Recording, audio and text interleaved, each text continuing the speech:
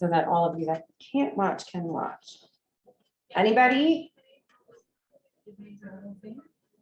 I'm learning a lot about smart plans. A lot about smart plans, okay. Yes, I took Eileen's class and I've been watching Nick Baldwin on YouTube. Okay. And a lot in it, too. Me too with the smart plans. I've been really digging in and utilizing them and making new plans, editing them regularly. And it makes a huge difference in utilizing command for like Facebook, social media ads as well. It makes a huge difference in how many leads I can capture and how quickly I can respond to them. Yes, 100%, yes. We have this great tool as leadership that tells us who's using things at high levels. We have just gotten this and we're going to start to implement using this to have conversations with you guys about where you're at. So Danielle, you are actually on my list to go deep with smart plans. Smart plans are going to be ever evolving though, right? So your follow-up, you're going to constantly change them, you're going to evolve them, and you're going to evolve them for lots of different reasons. And today is going to be one of those. So let's dive in. You're not using them yet, you're just getting them started. All right. All right, so today's agenda is going to be to find the motivated, classify able, ready, and willing. You'll notice that's a little bit different than the normal saying, so keep that in mind. Qualifying the buyers and sellers. Obviously, we're going to do some recap. And here's the problem, I can't keep them open and turn the page.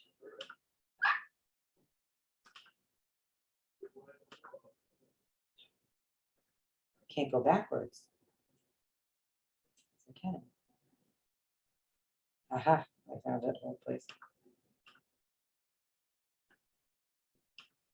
All right.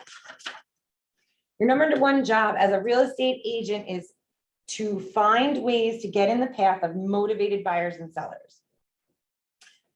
So this is from Gary Keller and The Shift. What does that mean? Anybody know? Yeah, they're top of the, like the first one they think of, so stay in touch with people. Stay in touch with people. Anybody in Zoom land?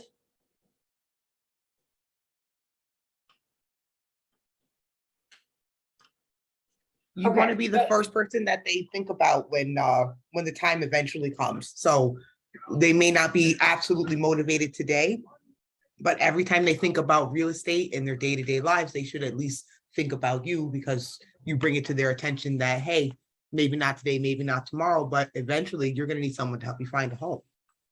Agreed, agreed. So lead generation and follow-up habits that you started so far are your first step to fulfilling what Gary Keller tells you is your number one job. So let's start with the first half of this. What is your number one job? Lead generation, right? So you want to generate tons and tons of leads. The second half of this quote contains a very important word. Which one of these words do you think is the most important? Of what? Sorry. Patrick is right, motivated, right? So the second most part of this, the most important word in here is motivated. When you follow your 80-20, one of the 6 personal perspectives that you covered in day one is that we focus on those 20%, our most motivated buyers and sellers. Your top 20 is your most motivated buyers and sellers.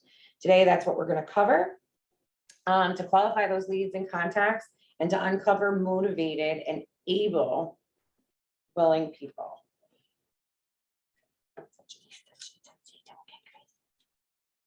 All right, so we've already discussed, we're going to find the motivated, so let's just move on. All right, what myths do you guys hold about finding buyers and sellers?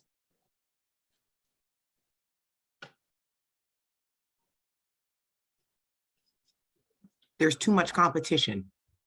Much competition. Anything else? I don't know who's at work and who's not.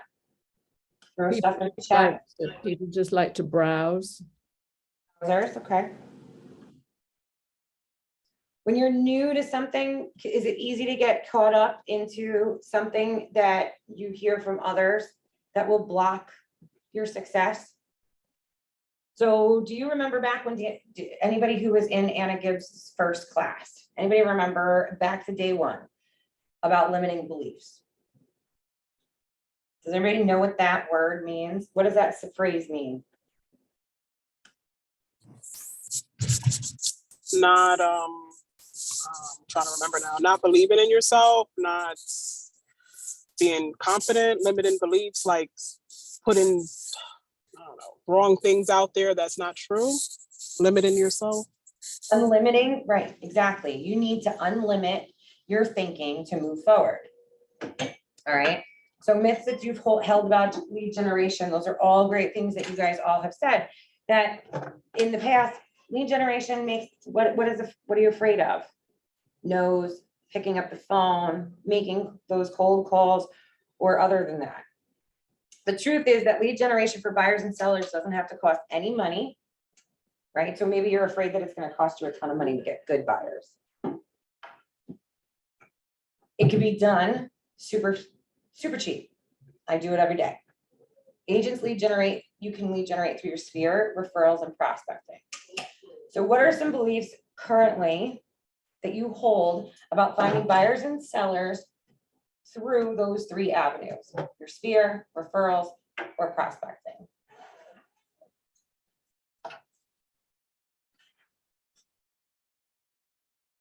Trying to get to the chat.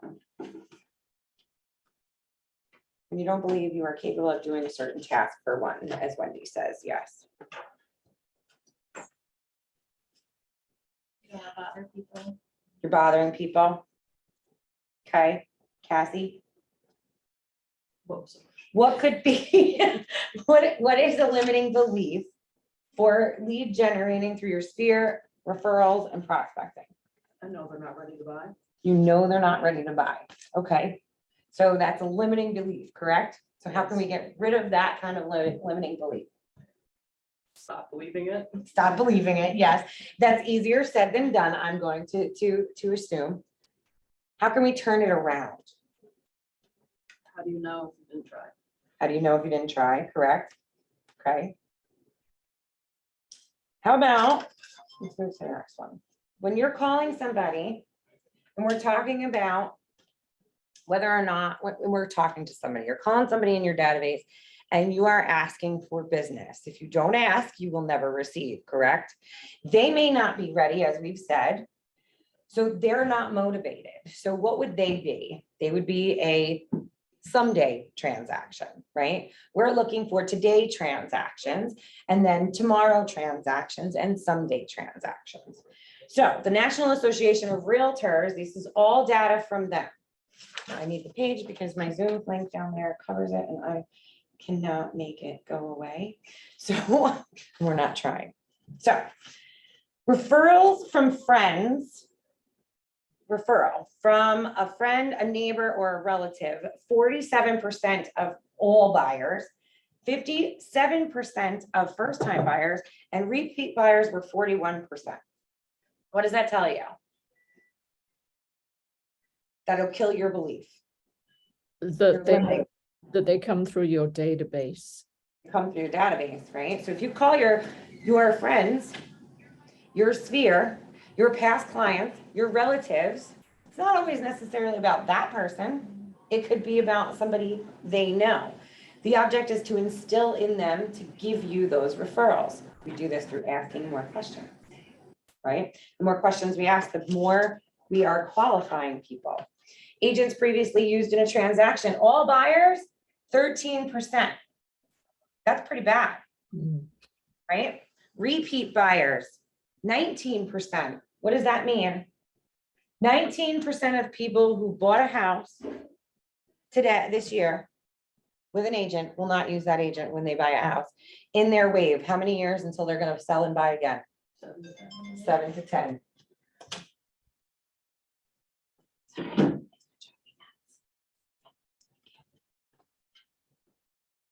Right? So if you're not using your smart plans,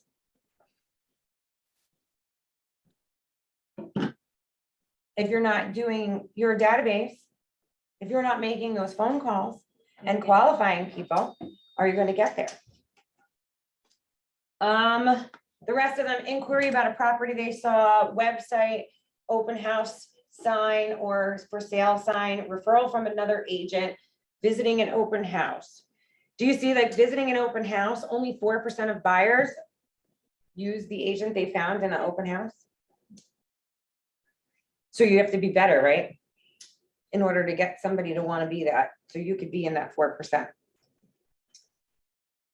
More buyers are finding their agents through referrals than any other source.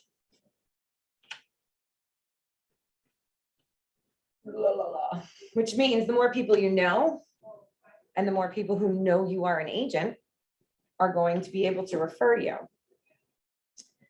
The more potential you will have to help somebody purchase a home, and the more likely for referrals. The survey also confirms that a listing can be leveraged to generate buyer leads for sale, open house signs, and visiting open houses. For sale, open house signs, and visiting other open houses. What methods of lead generation and follow-up have we covered in Ignite that align with buyers finding, where buyers find agents? So every time you look at something like this, what do? One, it validates anything that we've said all week, right? It gives you a validation, and it's not me that made these numbers. It is the National Association of Realtors. So therefore, right? Can't be biased in that aspect. But everything that we teach you to do, making those phone calls, asking those questions, talking to people you know, which should make the conversations easier, is going to give you the most money. Remember, begin to cultivate your referrals by using the Ford method. What is the Ford method? Who can tell me? Anybody on Zoom?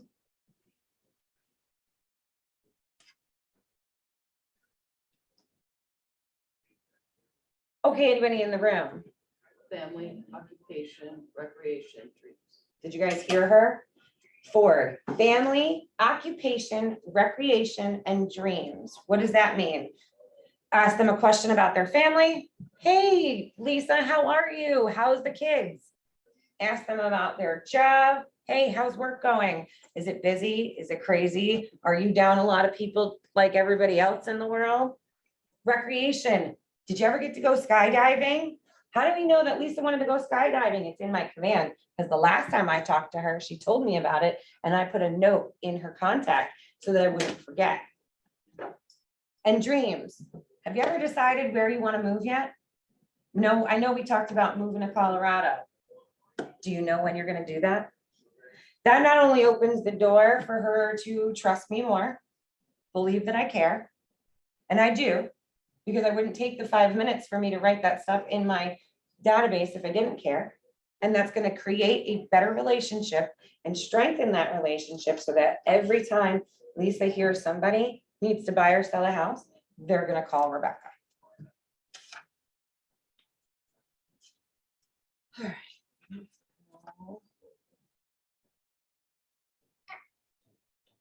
Yeah, I knew it. Hold on. It's heaven. To shift it. Okay, sellers, same thing. Let's talk about how the National Association of Realtors data on sellers is quite like the same data on as buyers, yes? First time sellers, 47% got a referral. 35% of those are repeat. Now, if we look at both numbers, I'm not going to bounce back and forth. Buyers are better than sellers for repeat. Buyers were 41, sellers are 35. That means people that sold their house stay in touch with those people. The buyers' agents were taking better care of their people to sell. Previously used in a transaction, those numbers are 29, 24, and 31. Personal contact by an agent, referral from another agent, a website, visited an open house, for sale by owner, signage. So let me ask you this. What do you think the most important thing is for either one of these? Keep in contact. Keep in contact. Is it making sure your website looks pretty? No. Is it, What about your social media? Yes, Why? because they're gonna be like, I think Cassie was a real estate agent, let me go stalk her. Correct. So your social media should have lots and lots of personal and business on it, right? You should be integrating it. I'm sure we've taken lots of classes and I'm sure that's been the exact same statement that's gone through every single time, right? So if you are constantly in front of these people in many different ways, right? Because you cannot call thousands of people every single day. I get it, right? But we have methods to make sure that we are in constant contact with everyone. We learned about 2 different smart plans earlier in the actually last week with me. What is a 36 touch? Anybody know? That's how many touches? There should be 36 touches a year for your contacts. 36 touches per year for every contact in your database. So if you had 200 clients, how many times would you be touching people? 7,200. 7,200 times you will have touched somebody. So at some point, and during that time, somebody in those 200 contacts is going to be in that 7 to 10 range, or know somebody that's 7 to 10. Yes? All right, so I did touch a little bit about this, right? So command opportunities. This is my favorite thing. I'm gonna knock these guys down. And I know that my PCs know, right? We put everything in here. Everybody that you know has an opportunity, we put them into command, yes? Yes. So we're gonna look at the tracking, right? So we're gonna cultivate a buyer. We're gonna cultivate a buyer. We're gonna pretend this is a seller because I don't look at leases. Cultivating them, appointments, active, under contract, closed. What does that do for you? Motivation.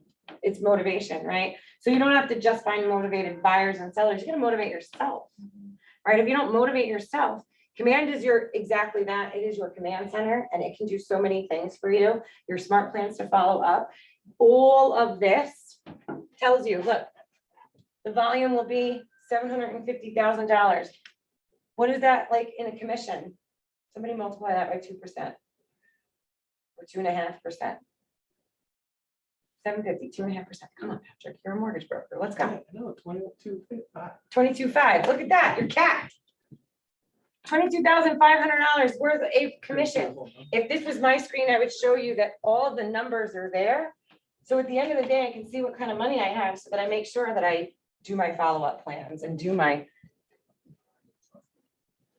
follow-up, do all of that good stuff. All right, anybody have any ahas or anything you want to talk about right this second? How do you guys feel about those numbers?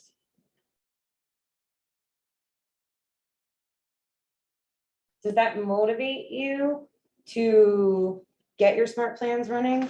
Does it push you to follow up? To ask for referrals. It pushes to ask for those referrals, yeah? Yeah. It certainly more allows you to concentrate on what's important. Clearly, it's, referrals and speaking with your clients are a lot more important than social media ad campaigns and other things that you could be spending your money on. Correct.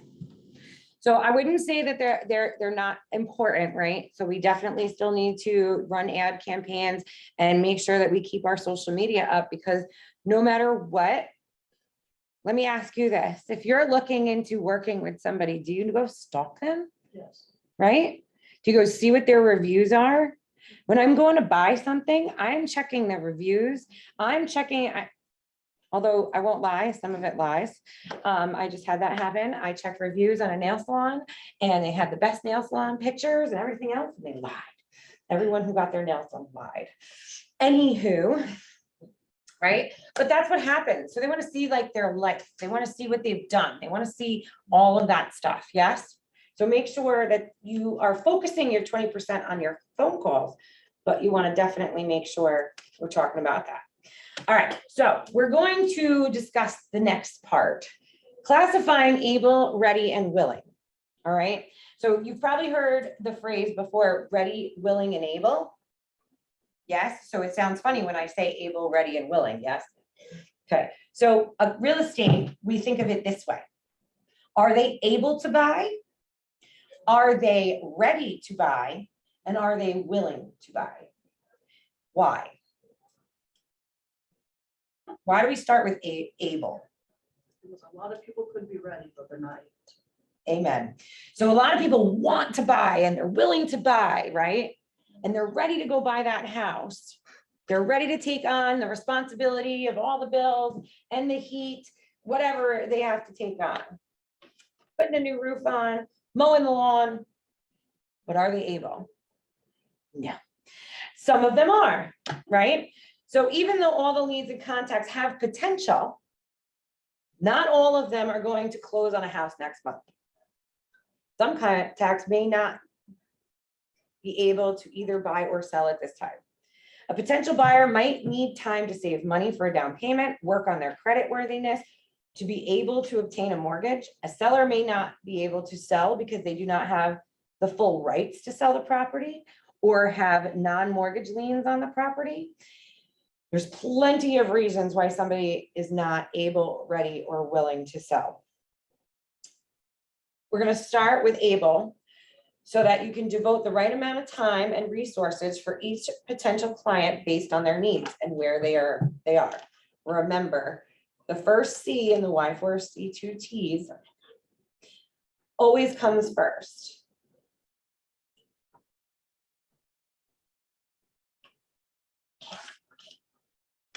Focus becomes increasingly possible in direct proportion to how clear you are about what you want, when you want it, and what you must do to get it. That is out of the Millionaire Real Estate. And it's also in your guide that you all should have gotten emailed.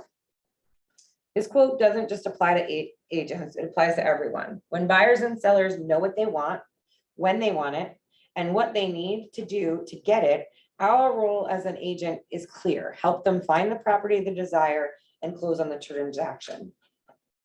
So now we're going to find out how to know when a contact is able, ready, and willing.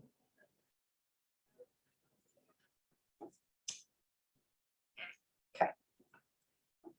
I'm going to get rid of this so you guys can see it here. Okay. So able, ready, and willing. We've got able and then ready. And this is where we need them. We need them right dead center. Okay. When determining able and ready willingness of a potential client, we emphasize come from curiosity. Why? Why? Why do we stress that? Want to make sure that everything is in place. They're ready, they're willing, they're able. Right. So if we're coming from curiosity, what does that tell you? What are you going to do? You gotta vet everybody. You got to vet them, but how do we vet them? What does that mean? We ask questions, right? So if you do not ask questions and lots of them, how are you going to be able to know if they're able? How do we find out? Give me some stuff, throw stuff in the chat. What is a question you ask a buyer to find out if they're able? I can't hear you. If I can't hear you, they can't hear you. Do they have pre-approval? Pre-approval? What's their budget? How would they know their budget if they weren't pre-approved? Have you talked to anyone about your finances? Have you talked to anyone about your finances? Will this be cash or finance? Cash or finance? What is your current living situation? What's your timeline look like? What is your current living situation? Pre-approved proof of funds, credit score? Right? I don't actually ask credit score unless they tell me they have bad credit. If people think they have bad credit, I ask them, why do you think that? Right? I want to get deeper and I want them to believe that, not believe because that's the wrong words, but I want them to know that I care. Right? Okay, so you have bad credit. What does that look like? Some people think a 650 is bad credit. I know all day long, Petra can get me a mortgage at 650. If you tell me you have a 400, then we're gonna talk, right? We're gonna say, okay, we're gonna get you hooked up with somebody that's gonna tell you exactly what to do and how to do it. And if you're really ready and you really want this, you're gonna follow through. Proof of funds. What is proof of funds? A pre-approval or what? What? Bank statements. Bank statement, A letter from the bank. a letter from the bank stating they have the amount of money in order to purchase the property. So how are we going to use all this to differentiate buyers and sellers who will be doing business in the next 14 days from potential buyers and sellers we need to cultivate? So if a buyer calls you today and they want to see 123 Main Street and you ask them, do you have a pre-approval? Cassie, if they say yes, are they able? Yes, Are they willing? yes. Are they ready? Don't know, have to ask questions. Okay. You have to ask, keep more questions. This is a starting point for your A, B, and C framework. You need to ask more questions to see if they're ready because there's lots of things that they don't know yet. First things we do is ask for a potential. Can I see your pre-approval? Who are you pre-approved with? I just got somebody who told me Jet. I don't even know what that means. I don't know what that means. All right, so let's look at able. All right, A buyers, they're able, ready, and willing to do business 0 to 14 days. That means in the next 14 days, you're taking them out and you are putting offers in on properties. They are serious. Now, granted, in the market we're in, it might take a hot minute to find it, so it might be a little bit more than 14 days, right? A B buyer is somebody who is able, ready, and willing to do business in 14 to 60 days. What does that mean? Maybe they called you and they're not pre-approved yet. And you need to hook them up with your mortgage lender and get them to have that conversation. Maybe you need to ask more questions. Maybe they're not sure, right? How many buyers have told you that I don't have 20% to put down? How many people have you talked to ever? Maybe you had somebody calling on a rental. I had a bunch of renters. I had a listing for $4,500 a month. Do you think they can buy if they can afford $4,500 a month? What's 45 times 3? 14,500, 13,500, right? $13,500. If you're gonna put that down on an apartment, hello? There could be programs. We definitely are starting to see sellers concessions again. There's lots of ways to get people in. C buyer, 60 or more days. So, A buyers, these are people that are ready and you're gonna get them out immediately. These are the ones that are your top 20%. B buyers, they're gonna go on your quick follow-up, yes? They're gonna go on a quick follow-up because you're gonna wanna put them on a plan to get them pre-approved and get them moved over to being an A buyer immediately. Now you've got to work these guys from C to B to A. Who are some of the people that could be C buyers? Opposite leads. Opposite leads, okay. Who else? Investors. Investors could be C buyers. They're usually A buyers. They just might take that long. And they may just take that long because they're smarter than the average person when they're buying, right? Because they're looking for something that's going to be a return on their investment. Most people that you work with are looking for a place to live, for a place to call home, not how much money can I make off this house. Who else? Your sphere. Your sphere could be. I'm going to tell you that I really want to hear you guys tell me something that we talked about earlier in the week or last week. Who could your C buyers be? First time buyer. Past clients. Past clients. Okay, Rizwana, why? Why? Because at some point they will know They will something. need to sell that house because they will either have too many damn kids and they can't fit in the 2-bedroom you just sold them. Or you sold them a 5-bedroom house and all those kids flew off and left, got married and left their parents high and dry. So now you're gonna sell that and you're gonna downsize them into something else. No matter what, they're not an immediate transaction. Do we follow up with them any differently than we follow up with an A or B buyer? No. Yes. Right? So these guys, we're gonna talk to how many times a week? A buyers, how many times are you gonna talk to them a week? Huh? Bunch of times. Bunch of times a week, right? Almost every day, daily. You will be talking to them. B buyers, how often? At least once a week. These guys, 36 times. 36 times a year. You could talk to them if they are, it will depend, right? So C buyers could be broken down into A, B, and C buyers if you really want to get crazy, right? Investors, those guys are going to buy eventually and they're going to constantly buy, but they're going to sell, but they may not be ready. I could have somebody I just sold and he's going to get shoved over there because I know that he's going to sell that property as soon as he's done. They could be people that just bought and sold with you. You need 7 to 10 days. So you're gonna have to get back together with them. Do you get the point? You have to create a plan in order to keep them nurtured. You need a plan for each different thing. In command, you can tag people. This exact thing, right? So if it's an A buyer, can you make a smart plan that gives you tasks to remind you to call them every day? What if you have 12 of them? Anybody working with 12 or more buyers at the time right now? Besides you, Patrick. At max, I have worked with 20 buyers at one time that were looking for homes. How do you keep track of it? You have to mark it down. You've got to be able to put yourself a plan. So when I tell you guys that you all need to create plans for yourselves, eat it, breathe it, continue it and do it is the only way you're going to do it. You got to take that time and get through.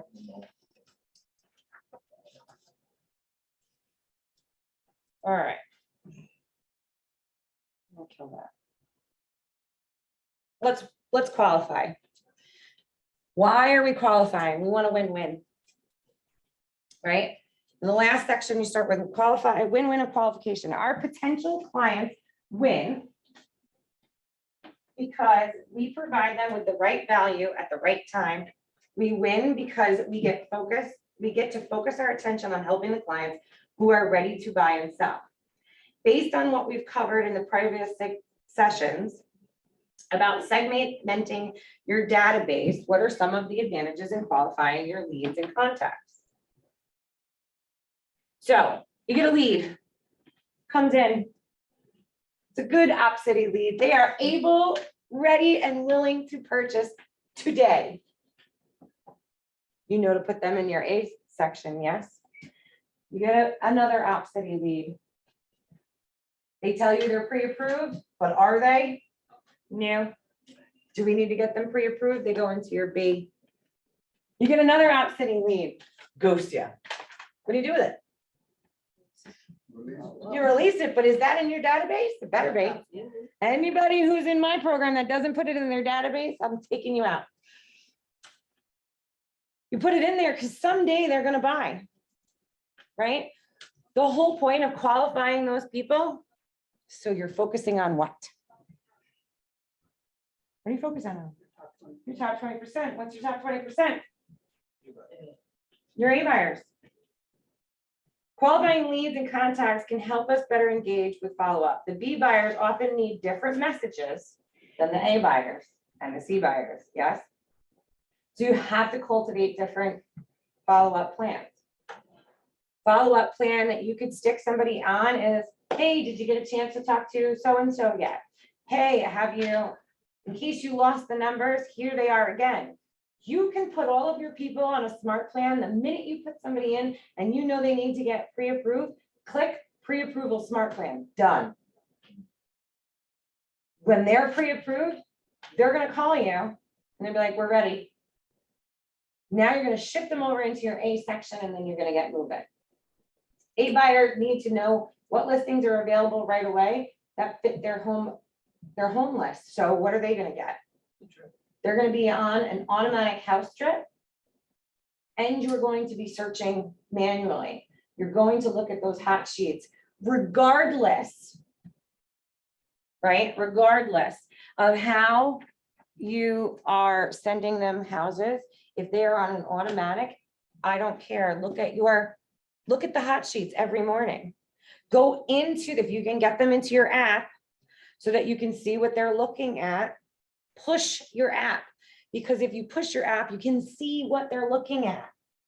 And you can send them a cute little message because they looked at 123 Main Street 16 times in the last 3 days. And you send that to them and say, oh my God, I saw this house. It's perfect for you.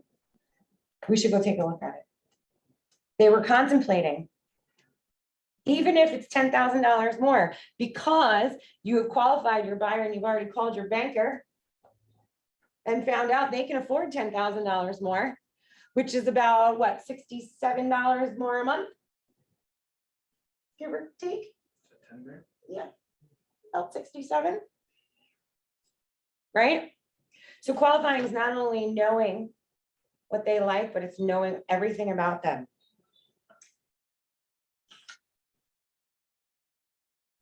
We're going to follow a checklist.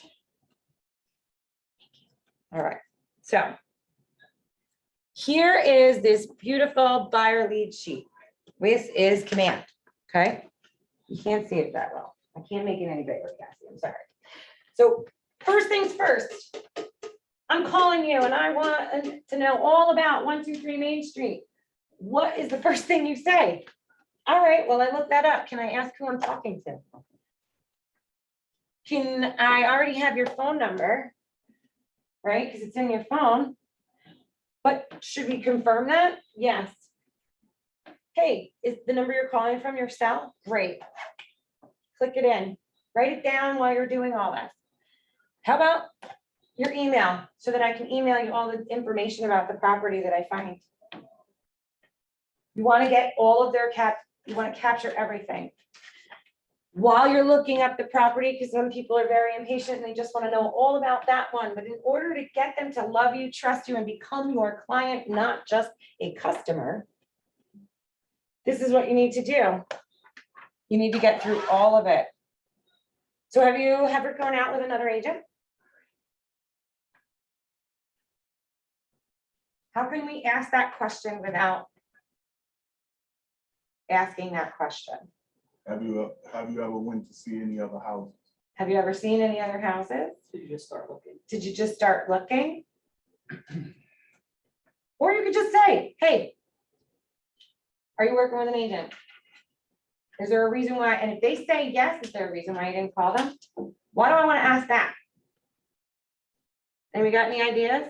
Because it could be on the contract for them to be, They could have an exclusive rights agreement. I want to know what the agent did wrong on why they're not calling them and they're calling me. that way you don't do the same thing. Exactly. Right? Don't be that agent that they're going to call.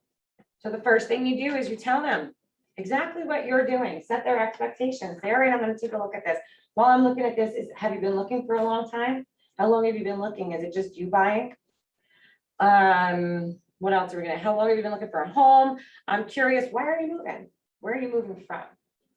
Have you gotten pre-approved yet? Throw them off guard, ask questions, listen.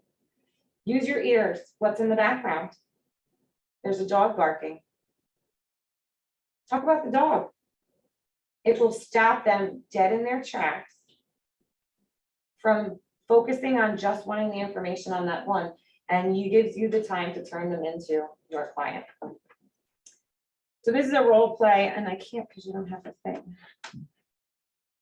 So I'm going to go through some of what they say in here.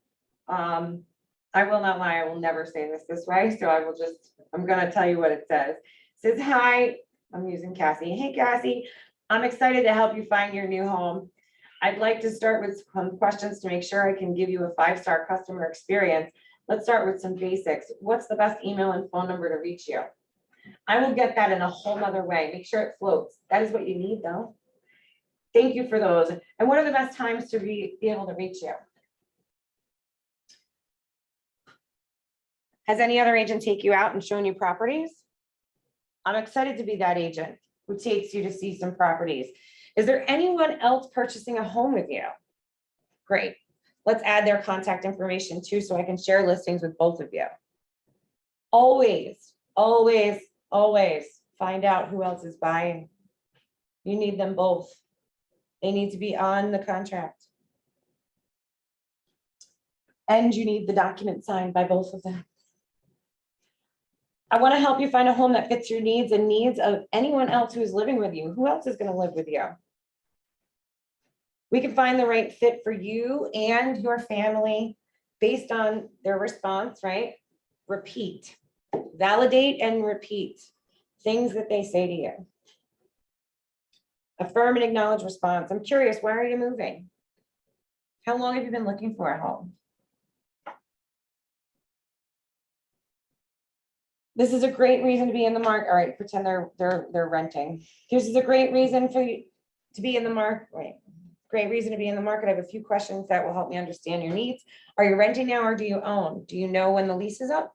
Do you need to sell your current home before you buy? I don't know. They don't know. What do you do? Great. Have you talked to a lender yet? If they say they don't have to, they have to sell, great. Have you signed a listing agreement with another agent? Now's a great time for us. You know what? Why don't we stop right here? Let's set an appointment so that I can come over and I can take a look at your home so we can kill two birds with one stone. Let me look at your home and you can tell me what it is you need in your next home. Yes?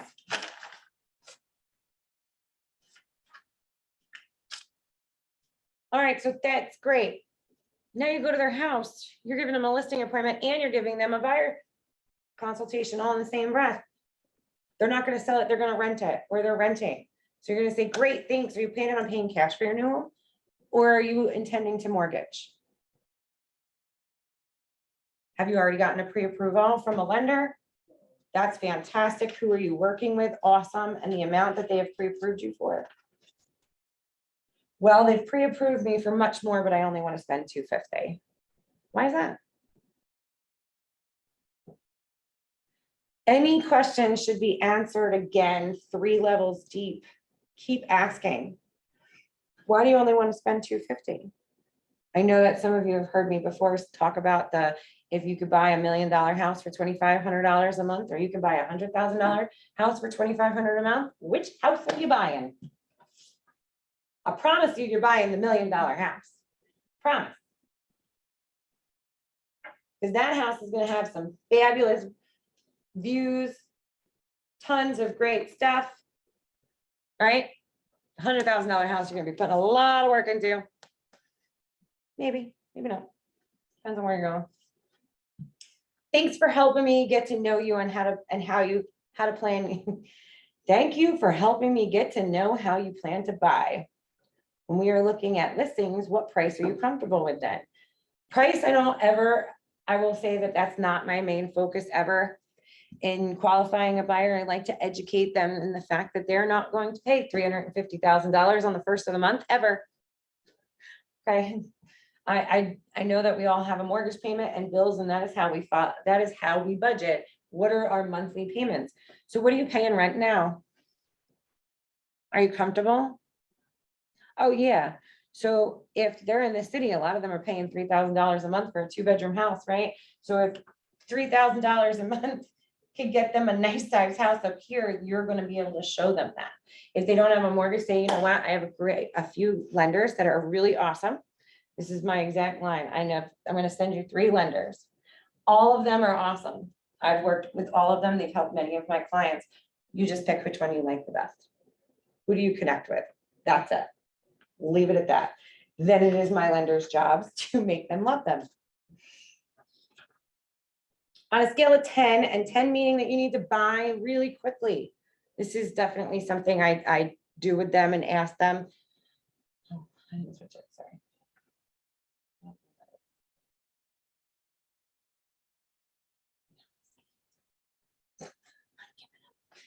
I ask them, how quickly do you want to do this? If this is how quickly you want to do it, this is how I'm going to work. We're gonna set our appointment, you're gonna get your pre-approval. I need you to do that as quickly as possible. That way we are ready to jump on any home that we find. Right now, the market is still very hot, whether or not you think it's cooling off, because that's what the news and social media says. It is, but it's not. There's still not a lot of houses on the market, and there are still a lot of people that are pre-approved and ready to buy houses. And if the house is perfect for you, chances are it's going to be perfect for at least 5 other people. So let's make sure we're the first ones. So this is how we do it. We're going to get pre-approved. Then we're going to set our appointment on when we're going to go out. I need those houses back by 48 hours before our appointment. So if we're going out on Friday, I need everything back on Wednesday so that I can double check that they are available, make sure the taxes are correct, because unfortunately not all agents are created equal. And they don't all make sure that they have the correct taxes in. So I want to do that for you and make sure that we're paying the right amount of money a month. Then I'm going to get them approved, and I'm going to let you know which house to meet me at on Friday at 11 o'clock. Sound good? Great. I'll check in with you tomorrow and make sure that you've talked to the lenders. Have a great day. Now I'm going to get them all set up on their drip, and I'm going to call my lenders and I'm going to say, listen, so-and-so should be calling you. If they do not call you in the next 6 hours, I'll send you their name. Plain and simple. I just want to make sure I didn't miss anything. Anybody want to role play? Any volunteers? Oh, you guys are great. So much fun. All right, fine. We'll skip over it. Any ahas from a buyer consultation? Anything you didn't know or anything that you should know? Anything you want to ask? I get confused when I'm checking taxes. Okay, That might be another class, though. okay. We can work on that. What are you confused about checking taxes? I mean, I go into, I think I know where to look for them to make sure, but I don't know if what I'm seeing is like after exemptions or not. Like, I'm a little confused when I check that. All right, I can tell you that if you are in my program, if you go into your drive and you go into the extras folder, there are all of the links to get all different tax places. Yes. Those are actual taxes. I do not ever use Realist or the tax stuff on the MLS. I go straight to the sources. Okay. So I read their actual tax bills. It will tell you if there is an exemption. Right. So we can go over how it looks at the way it looks. You cannot use exemptions because there is no guarantee that you are buying the house and Cassie's my seller and Cassie's got veterans, right? She's a combat vet. I don't know whether or not you're gonna be. Right. So you're not gonna get the same exact exemptions. So they will lose those. And the bank needs the actual amount of taxes because there is no guarantee that you're gonna get up off your butt and go file for that either. Right? So, and now STAR has changed as well. I mean, it's changed for a long time, but it's no longer taken off of your taxes. It is a check that you get. So that is something else. That is you getting the check, and that's not the bank's problem. The bank needs to know that the taxes are paid so that the county doesn't come get you. All right, let's move on. So now we're going to continue. So that's your buyer consultation with anyone that you have a contact with. Any contact is that you're going to have that conversation, right? You're going to know when to stop. You're going to know when to keep going. You're going to know when, because if they're not ready, they haven't gotten pre-approved, we're going to move them on. Did you send this download out? This was sent out months ago. This is your Ignite stuff. I'll pull it out of the file again. I don't even know what I'm trying to say now. There's a participation guide. I'll email you because it's like 380 pages. Yeah, the Ignite workbook. It's really long. So you're going to put these guys into their touch plans, right? 19 to connect. and you're gonna put the 36 touch on your C buyers, but 19 to connect, I think you should even have a smaller one. You should have a fit, you know, a 4x8, so that boom, 4 weeks, you're gonna talk to them 8 times to make sure they get approved in that B section to go push them into the A. If they're not ready, you're gonna shove them into a C. Does that make sense? Going through that buyer consultation and asking all of those questions, and it's all about whether or not one of those questions have anything to do with what are you buying. No buyer, no how many bedrooms, how many bathrooms, none of that. Don't care. Don't care. Not that I don't care, but I won't care until they're ready. If they told me no, we're not getting into that.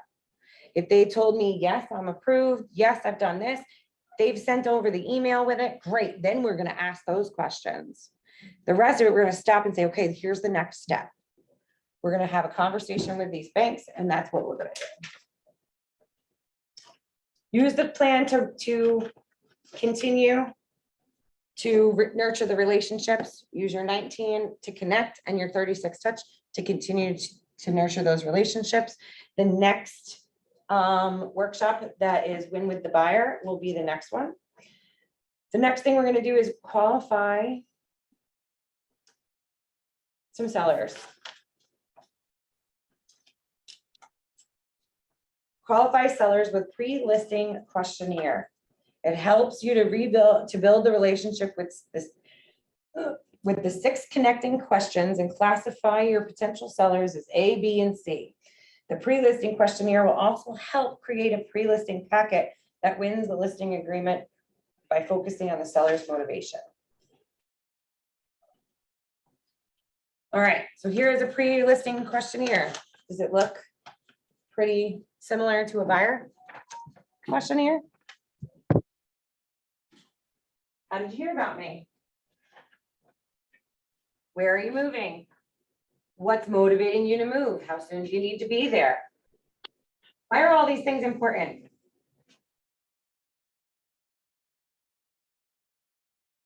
You're going to use them later. These are pain versus pleasure questions. You're getting their pain points so that you can utilize them later when you need a price reduction, or need them to sign the listing agreement immediately because or accept an offer, right? If we sell your home in the next 30 days, what would that pose a problem for you? If yes, what would that be? Why? What if you have a bidding war 2 days after you get it on? Does that help you prepare how you need to negotiate and how you need to list the property? What would happen if your home didn't sell? Why are you asking me that? I'm hiring you to sell it. Why wouldn't it sell? Why wouldn't it sell? Could be overpriced. How much do you want to list your home for? Not sure. I asked them, okay, great. Move on, because you didn't show them the CMA yet. You haven't done anything about it. How much do you owe on the property? I'll send you a packet of I'll be sending a packet of information. Will you take a few minutes to review it before we meet? Do you have any questions before we meet? Will all decision makers be there when we meet? Why do you want Make sure they're on the same page. that? Everybody's on the same page. If they say no to this question, we need to reschedule it. Okay, let me know when everybody can be together. So this is, hey, I'd like to take about 5 minutes of your time to ask some important questions that will help me provide you with the best service. Let's start by making sure I have your correct contact information. This is validating all the information. And this is the best way to reach you? Great. Perfect. The address of the home that we're going to be selling. This is the address of the home that you're interested in selling. I always say the address of the home that we will be selling. I do a little more direct forward to keep them in that mindset of, yep, we're going to get this sold. Thanks. The first thing that I need to start your market analysis, that's the first thing I need to start your market analysis. I just have a few more questions, starting with how did you hear about me? May I focus a bit more on you? Where are you planning to move to? Great. And what is motivating you to move there? How soon do you need to be there? Thanks for sharing all those details. If we sold your home in the next 30 days, will that pose any problems for you? If yes, what would the challenge be? If no, great. That's very helpful to know. What would happen if your home didn't sell? Thank you for helping me understand your situation. Tell me, do you have a number in mind that you would like to list your home for? One more question about the home. How much do you currently owe? That is their script, and you should be able to get that in your participation guide as well.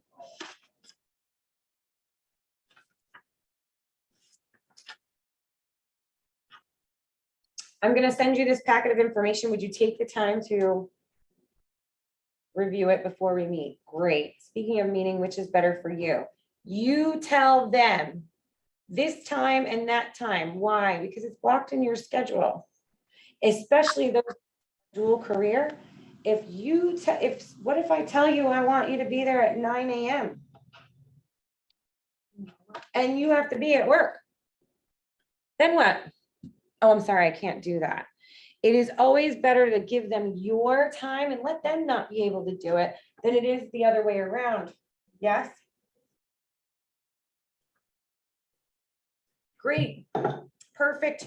Do you have any questions before we meet? This is where they're going to ask you a couple of questions. If they ask you about commission, we'll go over that when we meet. We'll go over that when we meet. Just about anything they ask, commission is all they're going to ask. How much do you charge? Yes? Go over that when you meet. Do not give that to them over the phone. You have a much better chance of landing every single listing as long as you get in front of somebody. It's very easy to get hung up on the phone, yes?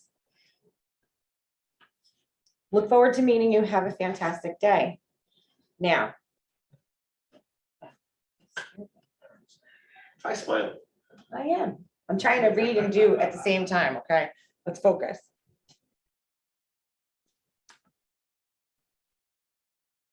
Ignore clicking.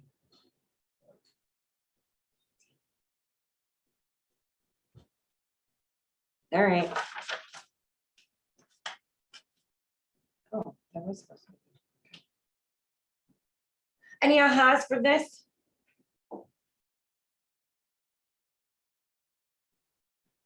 All right, so in their script, it said to send them a packet. What kind of things could you send somebody in a pre-listing package? Just send them the same exact questions you just asked them on the phone? Sometimes, yes. Why? Answers could change. What if you ask them how much they owe on their house when you're on the phone and they don't know? That's okay. I'm going to send you a packet.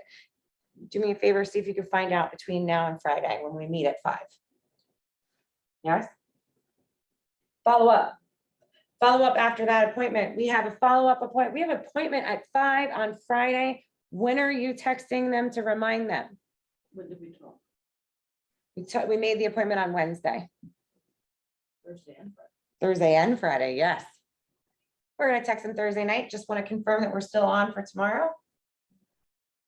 We're going to text them Thursday morning. Just want to make sure nothing changed. You're good to go for 5 o'clock. Should anything change, please make sure you shoot me a text. I understand life happens. Right? So what do you do with B? Now you've uncovered A, B, and C sellers. What do you do? When you uncover any seller who is not able, ready, and willing to sell right now, they are a future transaction, yes? Yes. So what are we gonna do? Put them into command. Well, they should be in command, yes. Any person that you meet or talk to should be in your database and put on what? Smart. A smart plan. Continuing to nurture them through your smart plans will continue to keep you at the top of mind. Your smart plans are leveraged. You're checking in. Every quarter when you talk to them, Does it necessarily mean you have to say, are you ready to sell now? No. How do you figure out which ones are the ones that you asked that for? Just any other questions? Asking other questions, using the Ford, right? Using Ford will continuously keep you moving through. Any ahas? Ultimately, all right, so ultimately the goal. Chat. Thursday, yes, Nakia.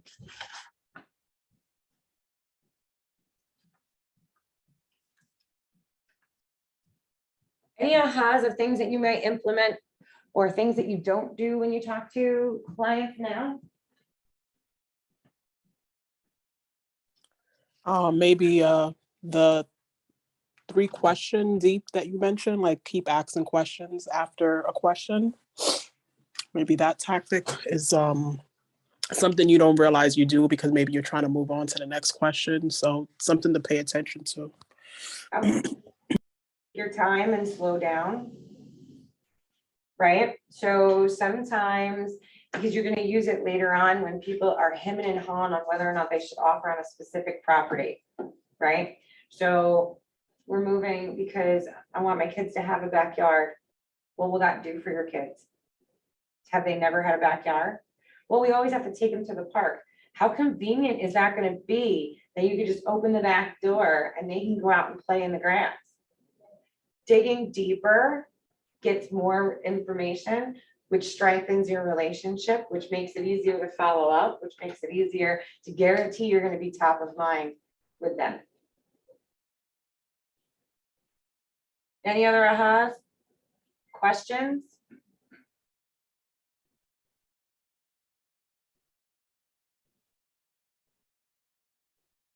So does anybody here have a role play partner? Do you guys have friends? Are you friends with each other? What do you mean no? That's not funny. Anybody? Nobody's listening in Zoom land. No, I don't have one. Kia is the only one listening in Zoom land, it seems. I mean, no, I've gotten an answer. I've got one. Tessa. Tessa, Yeah. my mirror at home counts. Yes, you practice. Thank you. Thank you. Keep going. So yes, Wendy, your mirror, love it. Wendy, actually, your mirror does count a little bit. I've been doing it weekly. Fantastic.